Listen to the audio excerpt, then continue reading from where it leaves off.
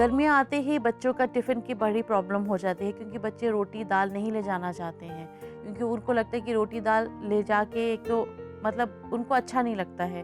तो गर्मियों के टिफ़िन के लिए सबसे बेस्ट है, आप उनको थोड़ा-सा लाइट मील दीजिए। जैसे आप कुकुम्बर टमाटो के सैंडविच दे सकते हैं, थोड़ा पोहा दे सकते हैं, इडली दे सकते हैं, थोड़ा-सा बेसन का चीला है या डोसा है वो बना के दे सकते हैं, और चावल के आटे का आप थोड़ा-सा उनको चीला बना के दे सकते हैं या वेजिटेबल पुलाव दे सकते हैं। क्योंकि एक तो बच्चों की मोनोटनी भी टूटेगी और बच्चे को खाने में भी अच्छा लगेगा, और बच्चा आपसे झूठ नहीं बोलेगा कि मैं खाना खाकर आया हूँ। जबकि बच्चा, अगर आप रोज़ दाल रोटी देंगे, तो सब्जी रोटी देंगे, तो बच्चा खाने को फेंकेगा। तो जो भी चीज़ मैंने आपको बताई है, बच्चे को ये दीजिए, बच्चे को वैरायटी दीजिए, ताकि बच्चा भी अपने मील्स एन्जॉय कर सके।